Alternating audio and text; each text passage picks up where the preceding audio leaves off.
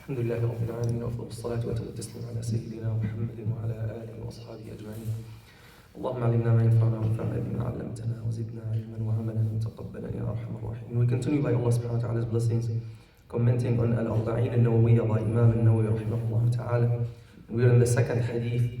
When Sayyidina Jibreel alayhi salam came to the Prophet sallallahu alayhi wa sallam, asked him about Islam and Iman and Ihsan, and then he asked him about the hour. He said, قال فأخبرني عن الساعة قال ما المسؤول عنها بأعلم من السائل. He said, Sayyidina Jibreel alayhi salam, then tell me about the hour. He said sallallahu alayhi wa sallam, ما المسؤول عنها بأعلم من السائل. The one who is being asked knows no more than the one who is asking. ما المسؤول عنها بأعلم من السائل. The one who is being asked knows no more than the one who is asking. Means, I don't know more than you about it. Means, I don't know. Who's saying I don't know? The master of teachers, sallallahu alayhi wa sallam. The best of creatures, sallallahu alayhi wa sallam. The most knowledgeable creature, sallallahu alayhi wa sallam, he's saying, I don't know. And this in itself is a big lesson. Is a great important lesson for every single Muslim, particularly for scholars, and particularly for students of knowledge. I pray to Allah to make me among them, among the students of knowledge. And every Muslim should be a student of knowledge and a seeker of knowledge. One of the biggest mistakes that are common among Muslims is, in Syria they say, every Muslim almost is a doctor and a sheikh, is a doctor and a mufti. If you tell him about anything, he tells you, eat such and such, drink such and such. You're complaining about something in your health, in your body, he tells you, yeah, eat this, drink this. MashaAllah, they give you like prescription. But sometimes they have good ones, like herbal stuff, and you know, sometimes in general, food and drink, alhamdulillah, it doesn't harm, generally speaking. But subhanallah, when it comes to religion, you're asking someone, you see all the people, mashallah, they become muftis, and they start giving their fatwas, mashallah, and everyone is saying, no, this is the right thing, no, that's not right, no, this is haram, no, that's bid'ah, no, this is, subhanallah al-azim. And this is frightening, because when you talk about the religion and give an answer, that is like a signature that you're signing on behalf of Allah subhanahu wa ta'ala. What does that mean? This is what Imam Ibn Qayyim titled his book, إعلام الموقعين عن رب العالمين. That Imam Ibn Qayyim made a big book about fiqh and comparative fiqh. He said this is like those who are signing on behalf of Allah subhanahu wa ta'ala. When you're saying this is haram, this is halal, means what? Means you're saying that Allah made this halal, or Allah made this haram, or the Prophet sallallahu alaihi wasallam made this halal, or the Prophet sallallahu alaihi wasallam made this haram, which is a very big thing. If you're saying it without knowledge, without really proof, not you know the proof, no, that's not your job or my job. If you're narrating from reliable scholars, trustworthy scholars, okay, you can say, I heard the scholar so-and-so said so, such and such. But to be daring ourselves to come and try, no, there is a hadith that says so-and-so, so this means this is haram. Oh my God, mashallah. This means you became Imam Shafi'i and Imam Abu Hanifa. If you do that, you're putting yourself in the level of those imams that no sheikh or scholar dare compare himself to them. Wallahi, if you hear any scholar, and this is a sign you can take, any scholar who compares himself to those imams, you know he's not a scholar. No one ever, we never heard in our time, never heard, not even in our time, in the previous times among the students of the students, of those great Imams, we never heard someone comparing himself to those Imams. Never. Wallahi. Because we don't know Arabic, we don't know the Quran, we don't know the Sunnah, we don't know the foundations of fiqh, we don't know anything. We don't know anything. Believe me, we study years and years and years to understand, only to understand how those Imams took those rulings from the Quran and Sunnah, how they deduced and concluded those rulings from Quran and Sunnah. And this is why we have to have ultimate fear of Allah subhanahu wa ta'ala and be very courageous. For normal Muslims, they're not supposed to give any fatwa. You can transfer fatwa or transmit fatwa, let me say, right? Transmit fatwa means I heard scholar so and so or sheikh so and so saying such and such. But to be daring and yourself say, the Prophet said sallallahu alaihi wasallam, this means that's haram. Oh my, be careful. That's not your job. That's not even my job. But you can transmit the fatwa from the scholars.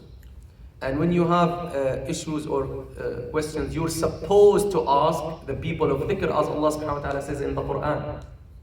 فَاسْأَلُوا أَهْلَ الذِّكْرِ إِن كُنتُمْ لَا تَعْلَمُونَ. Ask the people of dhikr, the people of remembrance, the people of knowledge, if you don't know. It needs great courage, more than the normal people, the sheikhs and the scholars and the students of knowledge. This is directed more to them. So this is like directed to me as a student, inshallah, hopefully to be, inshallah, a student of knowledge, more than you. And it's never like shameful for a person or a sheikh or a student of knowledge or a Muslim to say, I don't know. Or to say, Allah, I need to review this issue. SubhanAllah, we studied, by Allah's blessings, we studied comparative fiqh. We studied fiqh on the 4 schools, Hanafi and Shafi'i and Maliki and Hanbali. We studied 4 years, fiqh and aqidah and Arabic, and we studied at the feet of the scholars more than 10 years. More. Still, wallahi, I consider myself know nothing. Especially when you're not practicing. A lot of the knowledge, unfortunately, we're not practicing it. This is why you forget. Like some basic rulings, you forget about fasting, about salah. And when you're not being asked also, when you're not in a position where you sit and listen to people and ask them or answer their questions, so you forget and you confuse things sometimes, and this is why we have to be courageous, not to be hasty in giving answers, not to be hasty in giving fatwas, and not to put ourselves in a position that we're not qualified for. Wallahi, this is a very serious thing. And of the big and major kaba'ir or sins is وَأَن تَقُولُوا عَلَى اللَّهِ مَا لَا تَعْلَمُونَ. And there's a very important ayah in which Allah subhanahu wa ta'ala mentions some of the major sins. At the end of that ayah, He says, and to say about Allah what you don't know. To give a ruling about something you don't know. SubhanAllah, if you look at those great scholars, many of them, they dare not say haram. The proof for them about a certain issue is clear that this thing is haram. But you know what they say? They say, akrahuhu, I don't like it. I don't like it. Akrahuhu. Because Allah says in the Quran, وَلَا تَقُولُوا لِمَا تَصْفُ أَلْسِنَتُكُمُ الْكَذِبَ هَذَا حَرَامٌ وَهَذَا حَلَالٌ لِتَفْتَرُوا عَلَى اللَّهِ الْكَذِبَ. He's saying, never say about something, this is halal, this is haram. Means without knowing. And this is why many of those great pious wari' scholars, they would say, I don't like this. I hate it. I don't like this. This is like makruh. They dare not say like clearly haram. But for us, the word haram became just on our tongue, and we can say about anything haram. We have to be very careful. So tell me about the hour. The hour means what? As-sa'a. As-sa'a means what? In Arabic, sa'a is a period of time that's not specific in Arabic, in the language. In the terminology of the time, of course, as-sa'a is an hour, which is what? Part of the 24 parts, right? It's one of 24 parts, which is the day and the night, the length of the day and the night. That's the sa'a in the modern term. But in the language, originally in Arabic, They say he spent an hour. It doesn't mean like 60 minutes, right? And when you know the hadith about the Friday, the Prophet ﷺ said, the one who comes in the first hour, then the second hour, doesn't mean like 60 minutes. It means a period of time. A period of time that's not specific. Usually it's a short period of time. Then what is the sa'a? What is the hour? He's saying, tell me about the hour. What hour? Means the day of judgment. Sayyidina Jibreel alayhi salam and the Prophet sallallahu alayhi salam, both they know what they're talking about. He's asking him about the hour when the day of judgment will take place.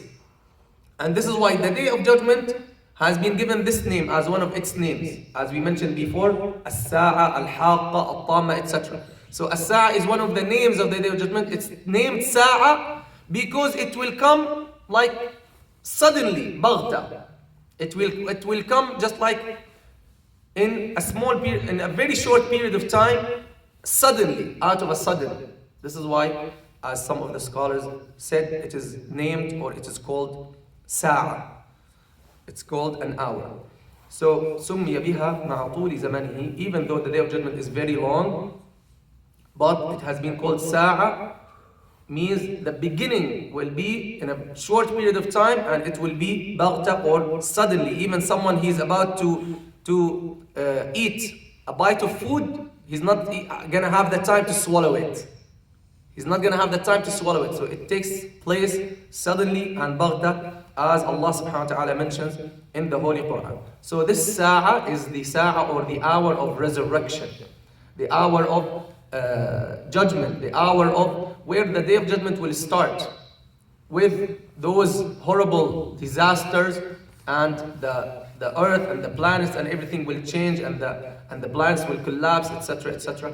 All these disasters that we read about the day of judgment. So the Prophet ﷺ or Sayyidina Jibreel asking him about the hour means what? About the time of the hour. Okay?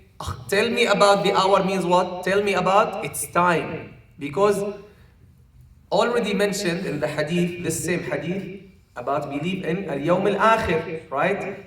Which is the day of judgment.